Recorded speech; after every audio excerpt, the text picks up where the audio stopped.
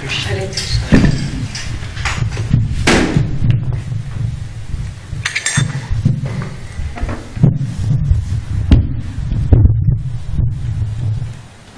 Jaya Radha Madhava Kunja Bihari Jaya Radha Madhava Kunja Bihari Jaya Radha Madhava Kunja Bihari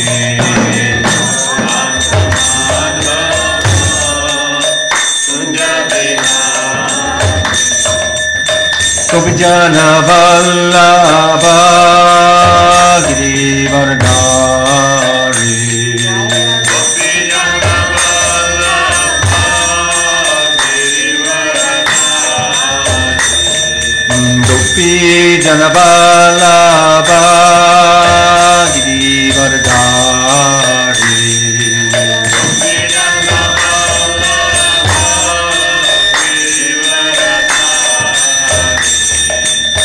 Gopijana Vallabha Girivardhari Gopijana Vallabha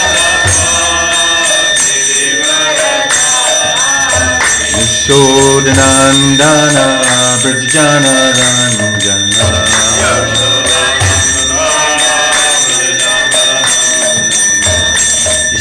Yashodanandana Brajana Ranjana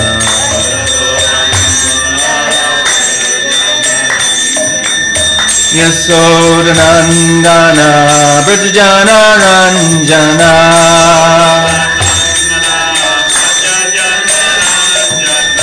Yashodanandana Brajana Ranjana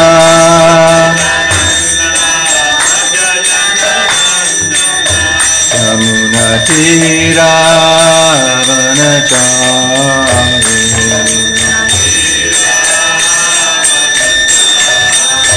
Yamuna Tira Vanachari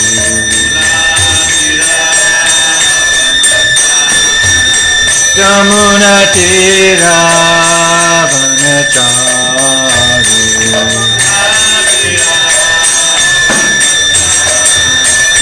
Jaya Radha Madhava Kunja Bihari Jaya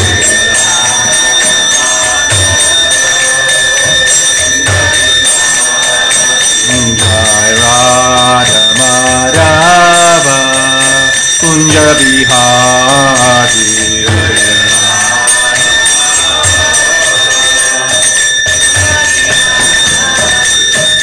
Radha Girari Radha Girari Radhe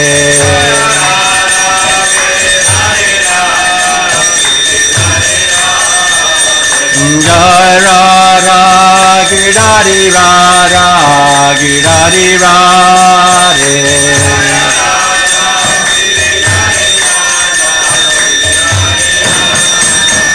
Jaya Radha Girari Radha Girari Radhe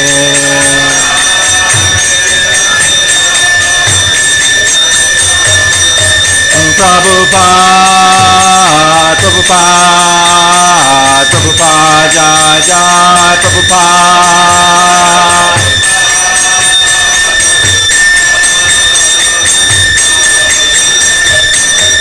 Jai Jai Prabhupada Prabhupada Prabhupada Prabhupada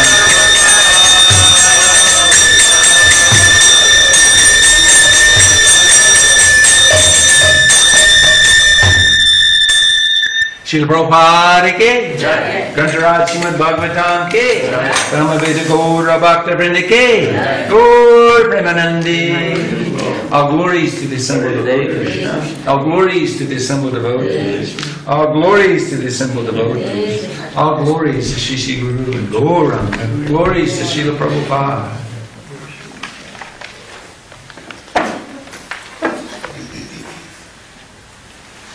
So we're beginning to hear from Srimad Bhagavatam. 3rd Canto, Chapter 33, text number 15. We're so happy that you've joined us this morning.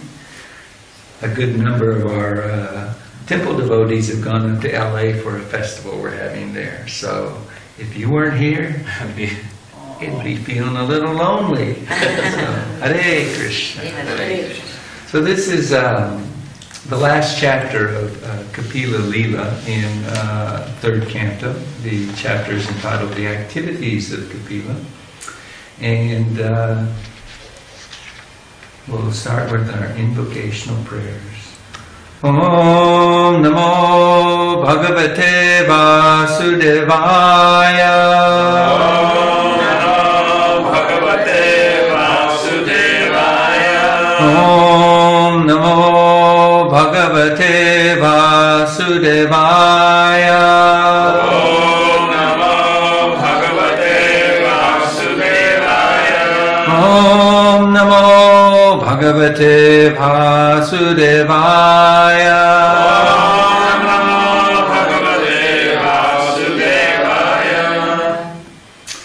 So, not too many smartphones with the verses, so I'll just read it and then we'll do the word for words together. Text 15. Prajapate kardamasya tapo yoga virjimbitam swagarhastyam anaupamyam partyam vaimanikarapi. If you could repeat after me. Prajapate, Prajapate, of the progenitor of mankind. of the progenitor of mankind. Kardamasya, Kardamasya, Kardamamuni, Kardamamuni, Tapaha, Tapaha, by austerity. by austerity. Yoga, Yoga, by yoga. by yoga. Vijimbitam, Vijimbitam, developed. developed. Svagahashtyam, his home and household paraphernalia. Anaupamyam, unequal. Partyam, enviable. Vaimanika, by the denizens of heaven. By the denizens of heaven. Api, even. Even. Translation.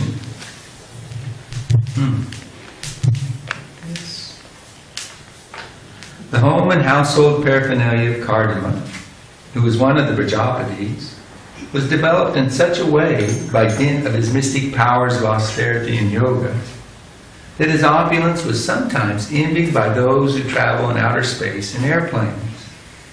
Please repeat. The home and household paraphernalia The home and household paraphernalia of Kardama, of Kardama, who was one of the Prajapatis, was developed in such a way developed in such a way by dint of his mystic power by dint of his mystic power of austerity and yoga of austerity and yoga that his opulence was sometimes envied and his opulence was sometimes envied by those who travel in outer space by those who travel in outer space in airplanes. in airplanes. Purport by His Divine Grace A.C. Bhaktivedanta Swami Srila Prabhupada. The statement in this verse that Kardama Muni's household affairs were envied even by persons who travel in outer space refers to the denizens of heaven. Their airships are not like those we've invented in the modern age, which fly only from one country to another. Their airplanes are capable of going from one planet to another. There are many such statements in the srimadbhagavatam from which we can understand that there were facilities to travel from one planet to another, especially in the higher planetary system. And who can say that they're not still traveling? The speed of our airplanes and space vehicles is very limited. But as we've already studied, Kardama Muni traveled in outer space in an airplane which was like a city. And he journeyed to see all the different heavenly planets. That was not an ordinary airplane, nor was it an ordinary space travel. Because Kardama Muni was such a powerful mystic yogi, his opulence was envied by the denizens of heaven. We could pray together, you know the prayers, asking for the mercy of our acharyas, of Srila Prabhupada and the Lord. Om Gyanatimanandasya Gyananjana Samakya Chakshurunmilitam Yena Tasmai Shri Gurave Namaha Shri Chaitanya Manobhishtam Stapitam Yena Bhutale Swayam Rupa Kadamayam Dadati Swabhandikam Vandeham Shri Guru Shirta Padakamalam Shri Guru Vaishnavanscha Shri Rupam Sagrajatam Sagana Bhaganatam Vitam Tam Sujivam Sadvaitam Savadutam Parijana Saitam Krishna Chaitanya Devam Shri Radha Krishna Padam Sagana Lalita Shiva Shakam Vitam Shta Hey Krishna Karuna Sindhu Dinabandhu Jagatpate Gopesha Gopika Kanta Radha Kanta Namostute Tapta Kanchana Gaurange Radhe Vrindavaneshwari Prishabhana Sutadevi Pranamami Haripriye Panchakapatarubhyascha Kripasindhu Devacha Patitanam Bhavanebhyo Vaishnavibhyo Namo Namaha Nama Om Vishnu Padaya Krishna Krishnaya Bhutale Srimati Bhakti Vedanta Swamini Namane Namaste Saraswati Deve Gauravani Vacharane Nivishesha Shunyavadi Pashtati Dishatarane Jaya Sri Krishna Chaitanya Prabhu Nityananda Sri Advaita Gadadhar Sri Vasadi Gaur Bhakta Vrinda Hare Krishna Krishna Krishna Hare Hare Hare Rama Rama Rama Hare Hare. The home and household paraphernalia of Kardama, who was one of the Prajapatis, was developed in such a way by dint of his mystic powers of austerity and yoga that his opulence was sometimes envied by those who travel in outer space in airplanes. It's stated that the Srimad Bhagavatam is the Amala Purana. It is the spotless Purana, spotless and pure and perfect, because it is the incarnation of Krishna.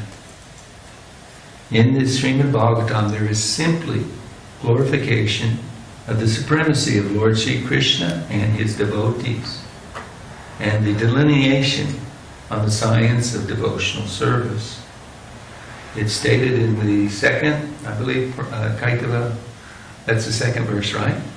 Second verse of the first chapter of Srimad Bhagavatam. It says that all cheating religion, all bewildering cheating instructions are kicked out of the Srimad Bhagavatam.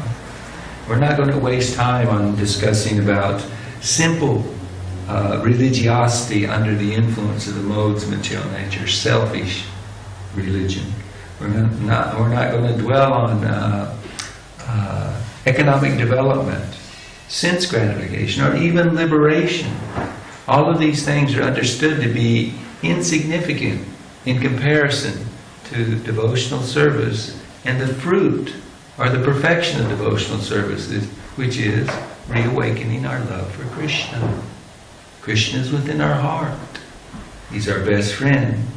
He's the Lord and Master of everyone, the proprietor of everything, because He's created, maintains, and eventually destroys everything.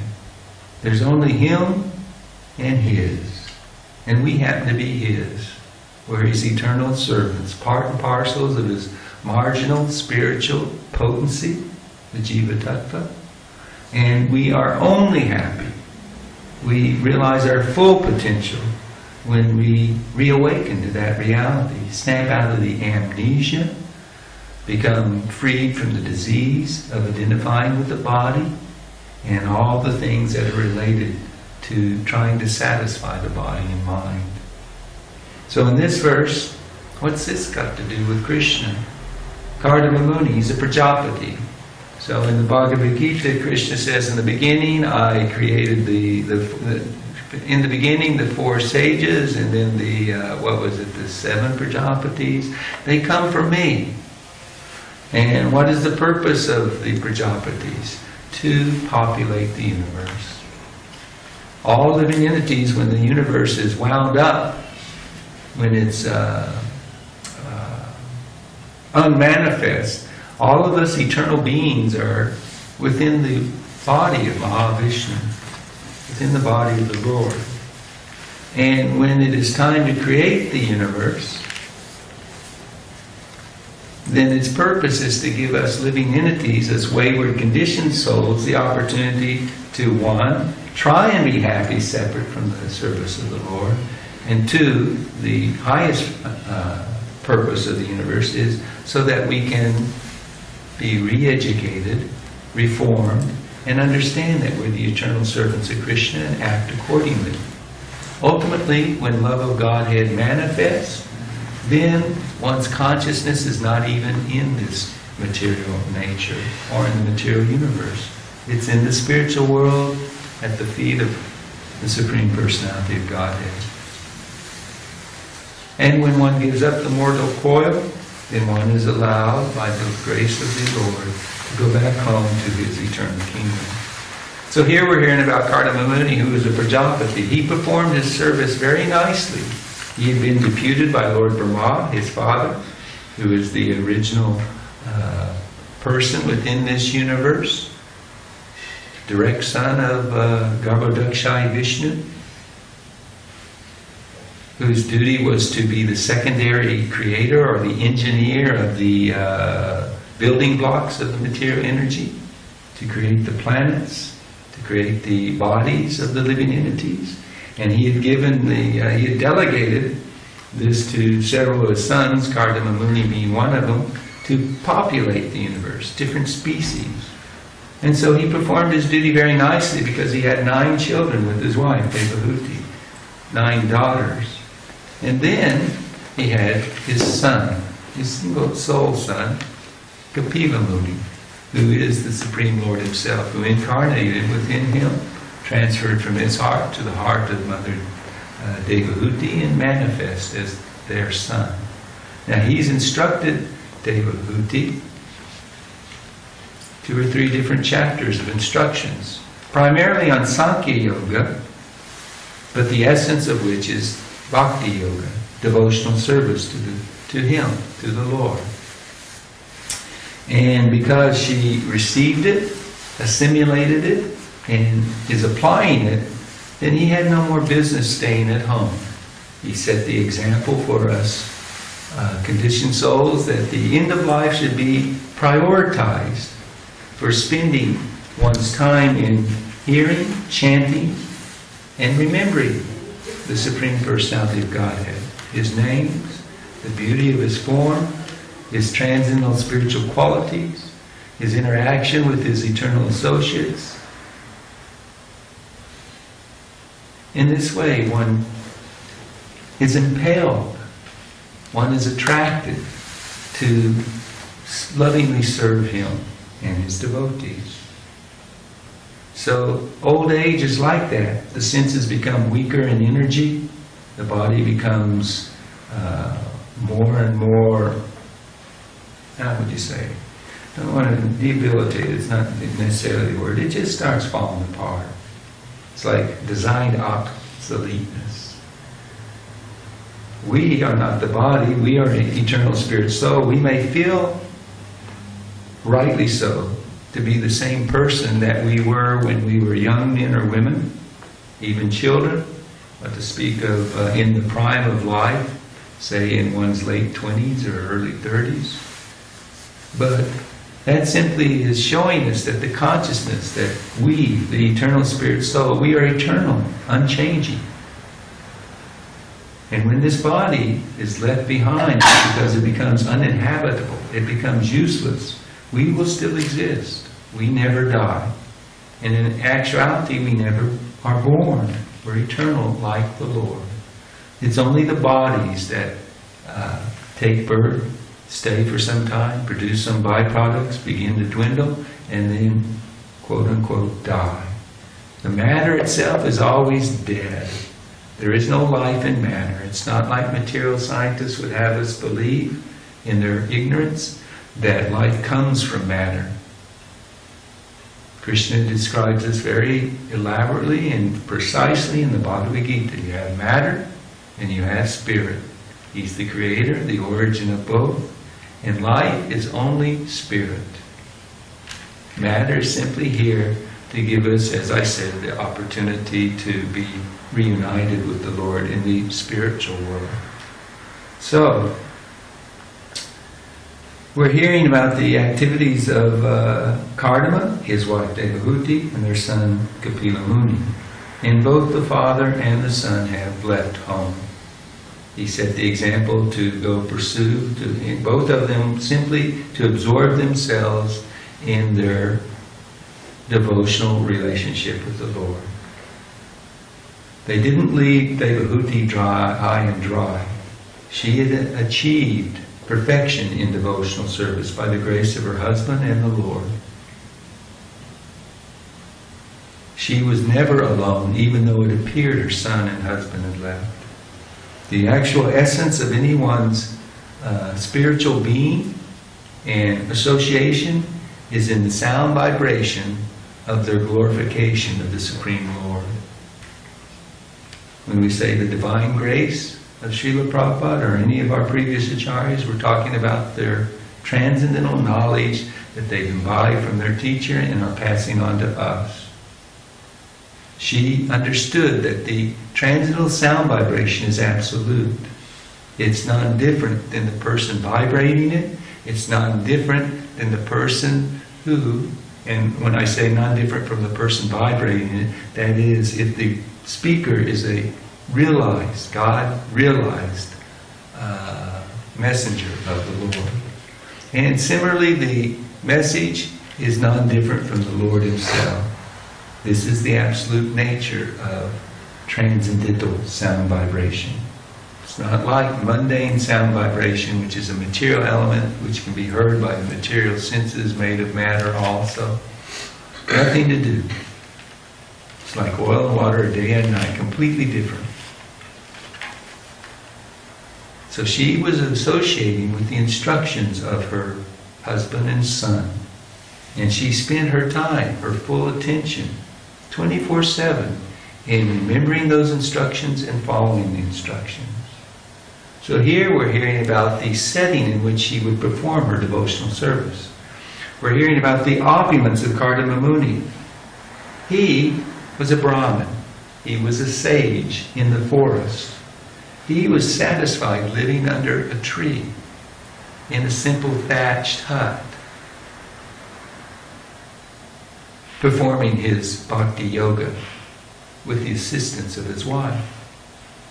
But after many, many, many years of having performed his bhajan and his meditation and the sacrifices he performed to please the Lord, and seeing that his wife had sacrificed so much in his service that she was skinny, emaciated, and neglected her looks and neglected her health, sacrificing everything in his service, which was service to the Lord, then he wanted to reward her. He wanted to give her the best that he had to offer. And that, of course, was transcendental knowledge. It was the science of devotional service. He was offering her love for Krishna. And he asked her, I hope you can appreciate what I'm giving and you will accept what I'm giving. She definitely did, but she reminded him that when my father gave me to you in marriage, I asked that you reward me with a qualified son so that I could perform my Sri Dharma perfectly, so that I can be an ideal wife and ideal mother. And she incorporated this desire with her desire to please the Lord, to serve the Lord. Their 9 daughters were given to different Prajapatis, other sages who then expanded the population of this universe. And she said, well, Vedic culture is such that the mother is taken care of by the son when the husband leaves. And so she asked, please fulfill my desire and give me a son. But because it was simply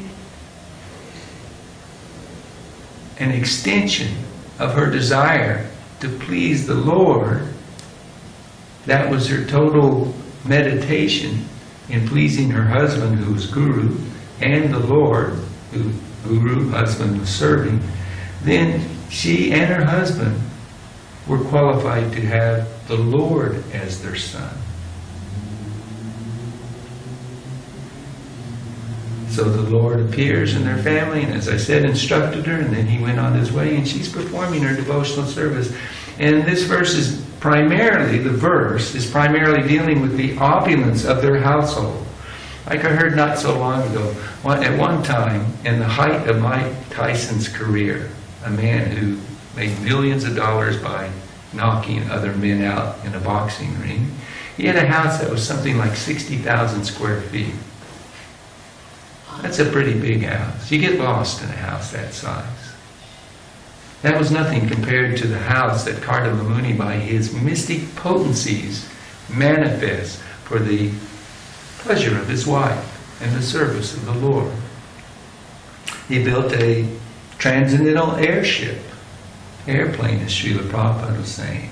Not one limited to flying from one point of the world to another, but it was unrestrained by the laws of nature, whereby he could go to any planet in the universe he wanted. The conditioning upon us wayward souls do not restrict the liberated souls. The essence, or the highest definition of liberation, is when one is reinstated in their eternal identity as the eternal servant of the Lord. Such personalities are liberated even though they're inhabiting a material body, even though they engage in so many different activities. Iha yasha harer dashe, karmanama nasagara, ikalasvati avastasu, jiva muktas ujate. Even though the body is there, it looks like my body, it looks like your body, the liberated souls are free.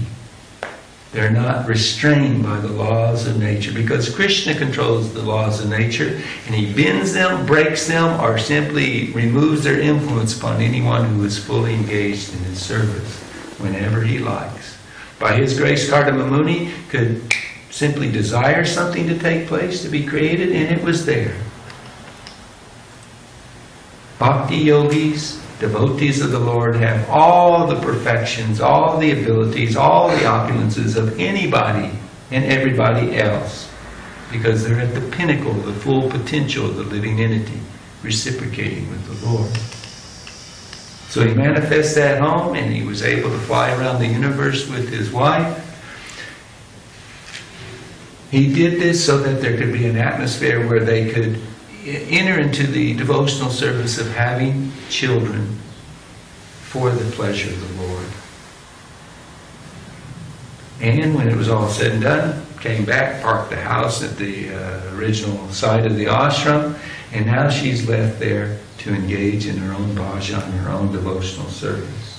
One thing to note, that in devotional service, the stage of life called vanaprastha, after one is retired, one may leave the wife or one may not leave the wife.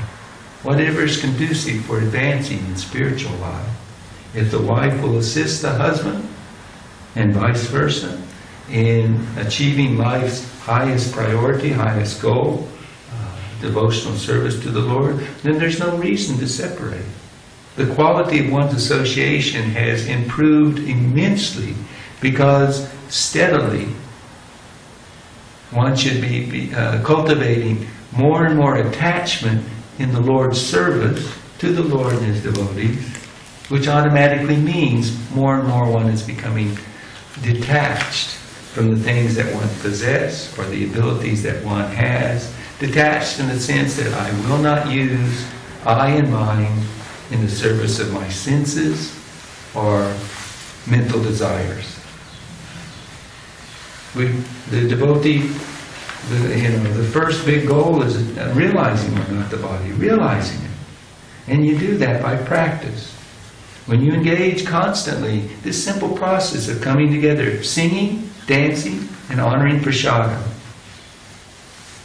hearing and chanting about the glories of the Lord, remembering them, letting them purify the heart and the mind so that the thought of the Lord and His service is constant. Uninterrupted is the goal. When we do these simple things, one becomes liberated. One realizes one's true nature, spirit, soul. Mam jiyo vivacharena bhakti yogena sevate sagana samatitatyam brahmabhuyaya kopate. You come to the level of Brahman, realization of eternality as one's identity. Eternal service to the Lord. So these things that they possessed were envied by the demigods. The demigods. We can't imagine the opulence of the demigods.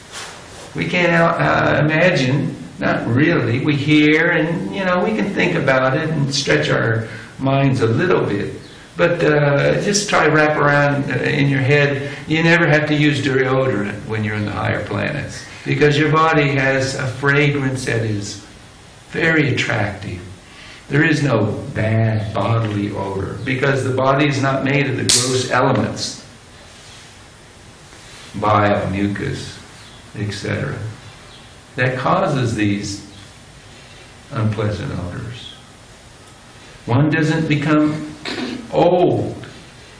Time passes, and life in the body of a demigod, semigod, etc., in the higher planets, it's limited, but you don't go through what we do as our body ages. Garland of King Indra, for example, King of Heaven, apparently an eternal garland. We change these every day because flowers wilt. Heavenly planets, they don't wilt. But when it's time for Indra, when his pious credits have run out, and it's time for another living entity to step into the post, King of Heaven, he looks down and he realizes, oh my God, my garland is fading. It's wilting. And as soon as that happens, service is over, and he is taken out of it, and the new Indra walks in the door. So it's limited. But we can hardly understand these things, living for tens of thousands of years.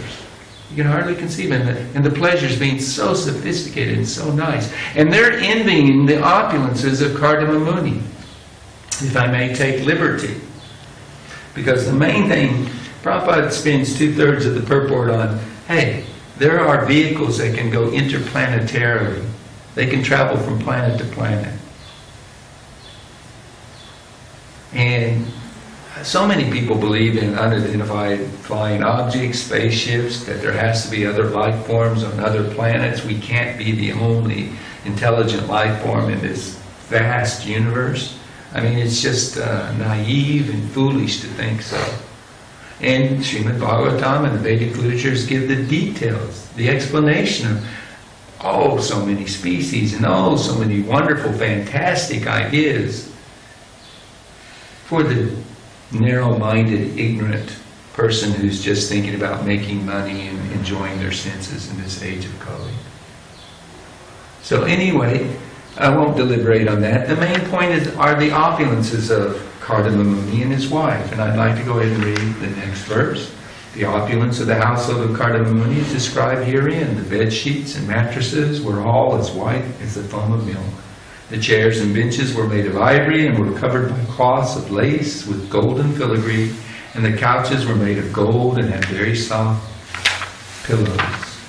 The walls of the house were made of first-class marble, decorated with valuable jewels. There was no need of light, for the household was illuminated by the rays of these jewels.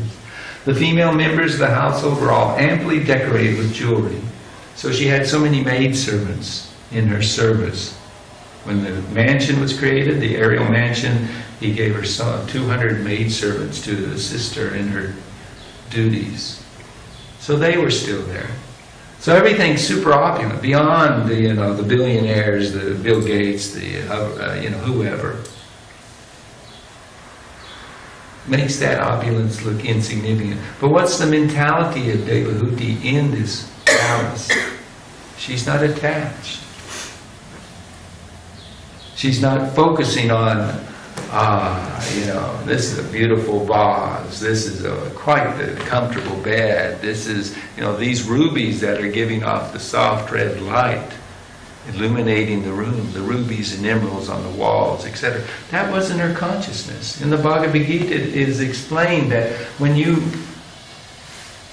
simply realize you're not the body, and you realize your eternality, before even realizing your eternal relationship with Krishna,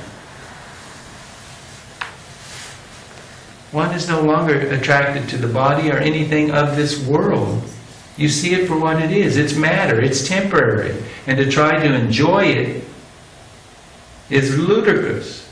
It's simply a source of misery. Any attachment for that which is temporary and material causes misery. So the liberated souls, they have no attachment. They look at gold or dirt as the same. They view friends and enemies as the same. They look at others and consider how one would reciprocate with them as I personally would want to be treated. They're equiposed in all the dualities of life. And she sets this perfect example, Devahuti. Now, there was no restriction to her spiritual realization simply because she was a mother and a wife or a woman. Spiritual realization is not confined to any particular class, species, or anything of this world. What is that verse? How does it start out? Shtiyavashas Tatashudras. What's the first part? That the Lord says, 9th chapter, I won't take the time, but the Lord says that anybody, Shudras, women, merchants, and other places in Vedic scriptures, Bhagavatam, for example, Hanuman says even animals can take the devotional service. What to speak of anyone in human form, even demons. Prahlad was born in the race of demons. Young, old, there's no obstacles, insurmountable obstacles to taking the spiritual life. None. Whether one's young, old, rich, poor, learned, stupid, etc. No obstacles. Because spirit is above and transcendental to this world. She understood that, so she wasn't attached to the opulence that her husband had given her. Not at all. She was absorbed in the instructions that her son had given her. And she was simply, wholeheartedly meditating on the Supreme Lord, her son, and wanting to please him. Not feeling his separation. When one is serving, that is the most intimate type of relationship. How does Prabhupada? There's a one-liner that's really nice. The highest form of intimacy is service. So she was serving the Lord. She was serving her husband, following his instructions in how to serve the Lord. So she wasn't alone. She wasn't missing anything or missing out on anything. Her renunciation, her detachment manifests as the renunciation that we'll hear in future verses. They were all insignificant and unimportant to her because her mind was totally absorbed in love. The fulfillment of life, the perfection of life is in love. But where that love is reposed is the most important thing, when it's at the feet of Krishna and his devotees. Devotees because the devotees are dear to Krishna. I love Krishna, therefore I love everyone else. But it is through the medium, highest priority, pleasing Krishna, serving Krishna, loving Krishna, that makes all other relationships perfect. So she understood this. She practiced it. Her example is there for us to hear about, to meditate upon. How do we not imitate, but emulate the example of Devahuti? In this day and age, it starts with the chanting of Hare Krishna. These are the transcendental names of the Lord, wherein He's invested all His transcendental energies and made access to Him very easy by this simple chanting of Hare Krishna. and associating with those who are engaged in the process of devotional service. So very important. Your qualities manifest according to the association we keep. If you hang out with businessmen, you're simply going to be thinking about the stock market, your investments, and how to make profit, how to avoid losses. If you hang out with drunkards and sense gratifiers, you're only going to be wasting your time trying to get that, that sensation of hallucination, bewilderment, forgetfulness of the miseries of life, etc., etc. You hang out with devotees, associate with and serve the devotees, slowly but surely, your natural propensity to serve the Lord manifests, and all the qualities that come about because of that manifest. I'm going to end on this one statement about one wonderful servant of Srila Prabhupada, another exalted woman in devotional service, Yamuna Devi. This was stated by a devotee whose life was changed because of her association. There's accounts of hundreds of people. She affected the lives and hearts of thousands of people. Very dear, surrendered, fully surrendered servant of Srila Prabhupada and of Radha Vihari, Radha and Krishna. But this devotee glorified her by saying this, because I had just said prior to this intro to Yamuna Devi, I had said that by associating with devotees, we reawaken our natural propensity to engage in the service of the Lord and His devotees. And we are engaged in that process, then the spiritual qualities of us, the soul, manifest. And this statement is so wonderful. It's like a sutra. It's so jam-packed. It unfolds so much of the essence of Krishna consciousness. Yamuna Devi emphasized by example, not just word, lip service. She emphasized by example the necessity for the real qualities of spiritual life to be established in order to honestly and purely pursue devotional life in truth. That is so jam-packed. Highlighted words for me throughout. She emphasized by example the necessity, not maybe, we might, this or that. If you want to be happy, if you want to be fulfilled, then embrace this devotional service. It's a necessity. And if you want to do that, grow and learn about devotional service, it's absolutely necessary to associate with the devotees and the teachings of our acharyas. So the necessity, by example, for the real qualities of spiritual life. Krishnadas Kaviraj Goswami says in Chaitanya Charitamrita, how do you know who a devotee is? It's not by how the appearance. It's not even necessarily how they talk. Because anybody can learn the philosophy and speak it. But it's the qualities they manifest. 26 qualities of a devotee, not enough time to elaborate on them or even to mention them. But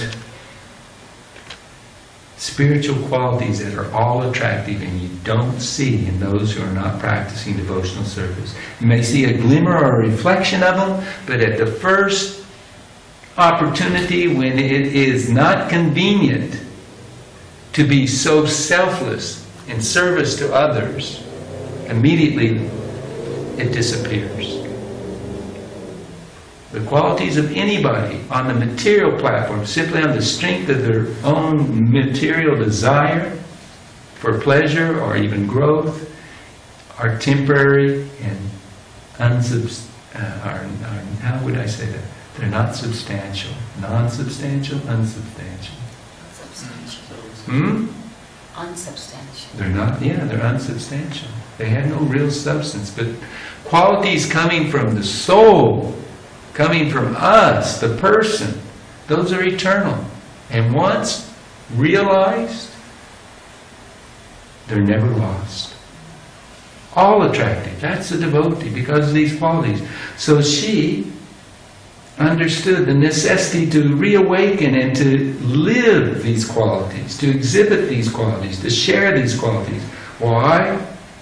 for the highest purpose of reawakening our love for Krishna, meaning we perform devotional service honestly, simply, no duplicitousness, no hypocrisy, no, I'm not trying to present myself to be something I'm not.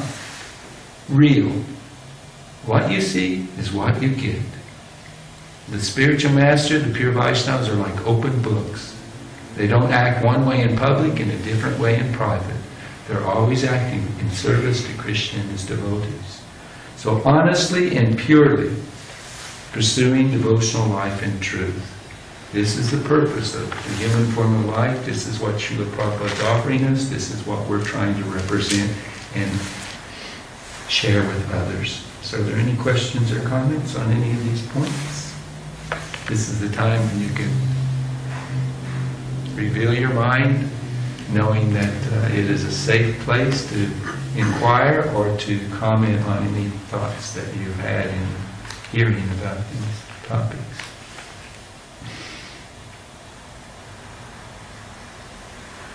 Hare Krishna, Krishna Krishna, Hare Hare, Hare Rama, Rama Rama, Hare Hare.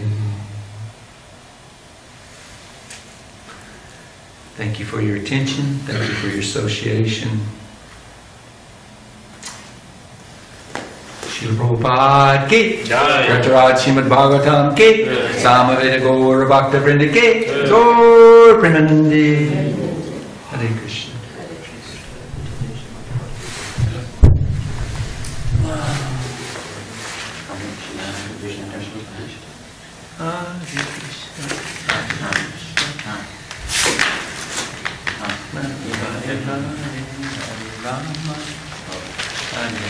We're going to have breakfast now. You're more than welcome to join us. It's out in the patio. And if you have to, we'll probably have a little Mahaprashadam. Mercy of the Lord, if you'll just give us a minute. Yeah. Well, you're set up. Hare Krishna, Krishna Krishna, Hare Hare, Hare Rama. Rama Rama Hare Hare,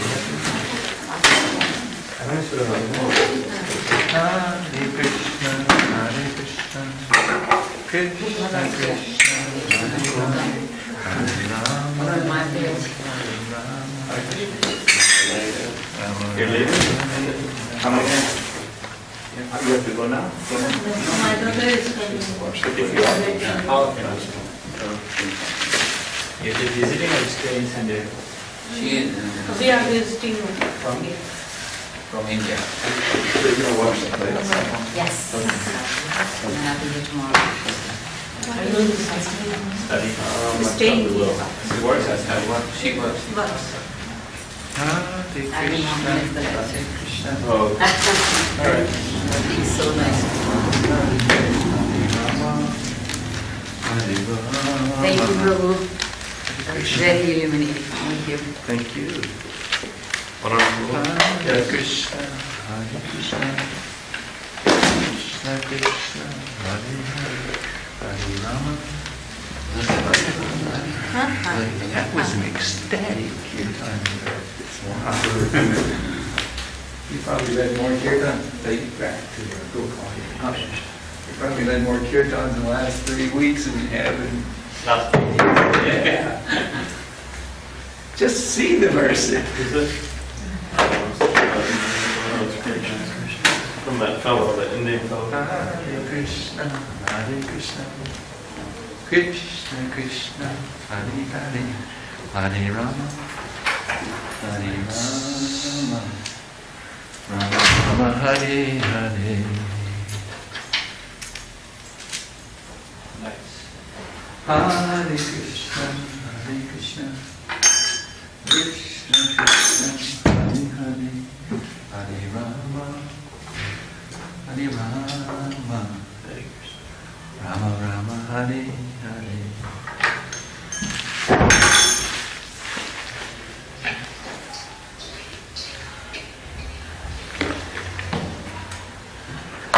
Oh yeah, I want to do that too.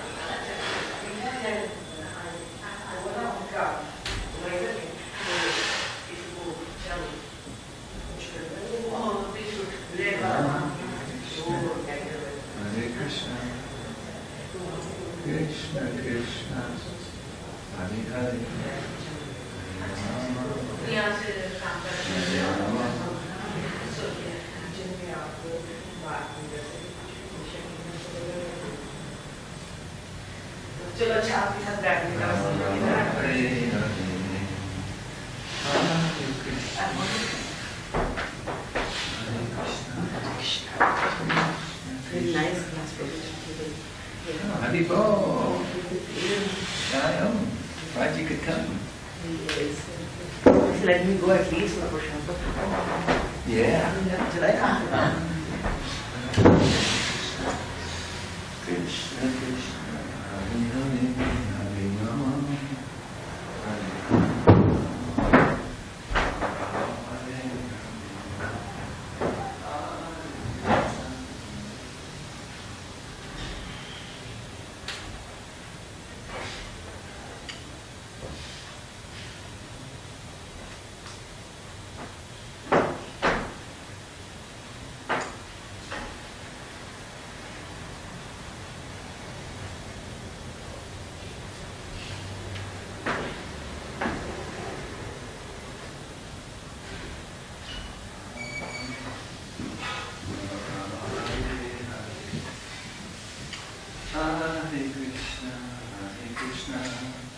Krishna Krishna Hare Hare Hare Rama Krishna Krishna Hare Hare Hare Rama Hare Rama Rama Hare Hare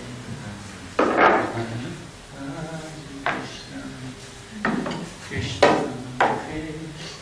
Krishna Hare Hare Hare Rama Hare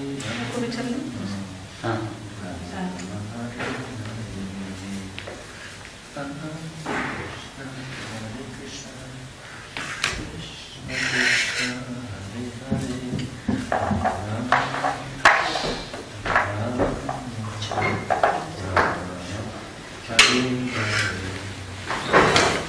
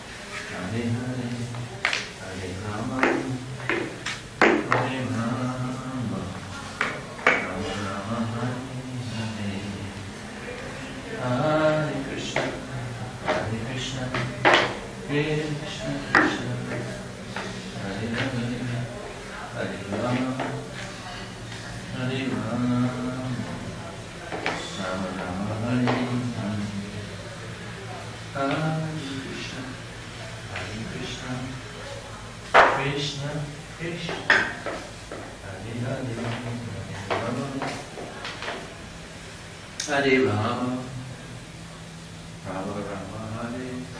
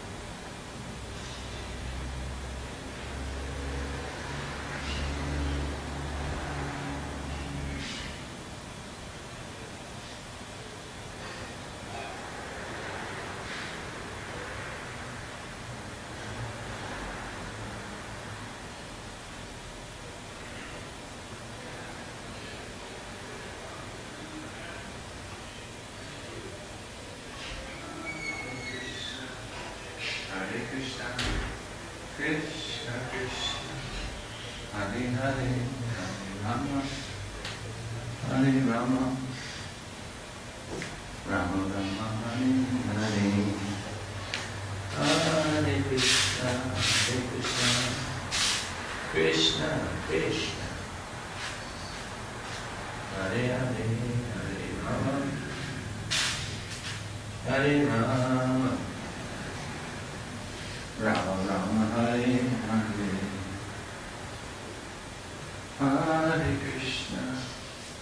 Hare Krishna, Krishna Krishna, Hare Hare, Hare Rama.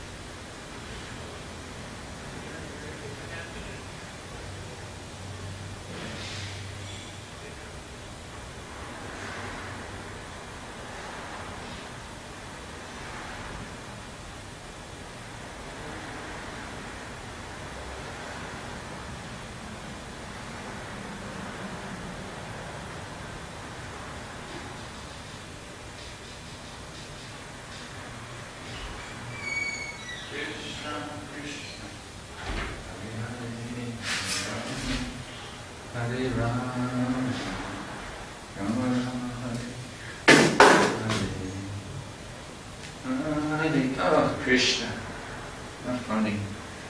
Hare Krishna, Krishna Krishna, Hare Hare, Hare Rama, Hare Rama, Rama Rama, Hare Hare, Hare Krishna, Krishna Krishna, Hare Hare, Hare Rama, Hare Rama, Rama Rama, Hare Hare, Hare Krishna, Krishna Krishna, Hare Hare, Hare Rama, Hare Rama.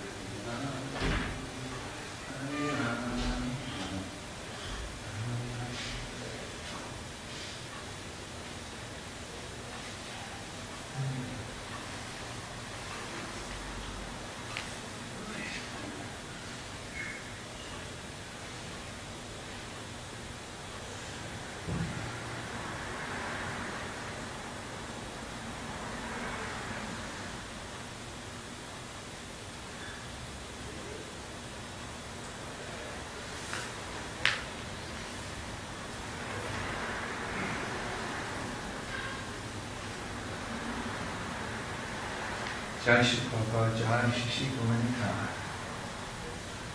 Jai Shri Rajendrananda, Jai Jai Bhagavatam 2, 9, 33 through 36, with translation and commentary by His Divine Grace A.C. Bhaktivedanta Swami Prabhupada. Srimadbhagavatam 2, 9, 33. Ahamevassamevagri nanyad sadasatparam pascharaham miretacha yo vishishcheta sosmyaham. Brahma, it is I, the personality of Godhead, who was existing before the creation, when there was nothing but myself, nor was there the material nature, the cause of this creation. That which you see now is also I, the personality of Godhead, and after annihilation, what remains will also be I, the personality of Godhead. Purport. We should note very carefully that the personality of Godhead is addressing Lord Brahma and specifying with great emphasis himself, pointing out that it is he, the personality of Godhead, who existed before the creation, it is he only who maintains the creation, and that it is he only who remains after the annihilation of the creation. Brahma is also a creation of the Supreme Lord. The impersonalist puts forth the theory of oneness in the sense that Brahma, also being the same principle of I because he is an emanation from the I, the absolute truth, is identical with the Lord, the principle of I, and that there is thus nothing more than the principle of I, as explained in this verse. Accepting the argument of the impersonalist, it is to be admitted that the Lord is the creator I, and that the Brahma is the created I. Therefore, there is a difference between the two I's, namely the predominator I and the predominated I. Therefore, there are still two I's, even accepting the argument of the impersonalist. But we must note carefully that these two I's are accepted in the Vedic literature, Kathopanishad, in the sense of quality. The Kathopanishad says, Nityo nityanam chetanas chetananam eko bahunam yo vidadhati kaman. The creator I and the created I are both accepted in the Vedas as qualitatively one, because both of them are nityas and chetanas. But the singular I is the creator I, and the created I's are of plural number, because there are many I's like Brahma and those generated by Brahma. It is the simple truth. The Father creates or begets a Son, and the Son also creates many other sons, and all of them may be one as human beings, but at the same time, from the Father, the Son and the grandsons are all different. The Son cannot take the place of the Father, nor can the grandsons. Simultaneously, the Father, the Son, and the grandson are one and different also. As human beings, they are one, but as relativities, they are different. Therefore, the relativities of the Creator and the created, or the predominator and the predominated, have been differentiated in the Vedas by saying that the predominator I is the feeder of the predominated I's, and thus there is a vast difference between the two principles of I. In another feature of this verse, no one can deny the personalities of both the Lord and Brahma. Therefore, in the ultimate issue, both the predominator and predominated are persons. This conclusion refutes the conclusion of the impersonalist that in the ultimate issue, everything is impersonal. This impersonal feature, stressed by the less intelligent impersonalist school, is refuted by pointing out that the predominator I is the absolute truth, and that he is a person. The predominated I, Brahma, is also a person, but he is not the absolute. For realization of oneself in spiritual psychology, it may be convenient to assume oneself to be the same principle as the absolute truth, but there is always the difference of the predominated and the predominator, as clearly pointed out here in this verse, which is grossly misused by the impersonalists. Brahma is factually seeing face to face his predominator Lord, who exists in his transcendental eternal form, even after the annihilation of the material creation. The form of the Lord, as seen by Brahma, existed before the creation of Brahma, and the material manifestation with all the ingredients and agents of material creation are also energetic expansions of the Lord. And after the exhibition of the Lord's energy comes to a close, what remains is the same personality of Godhead.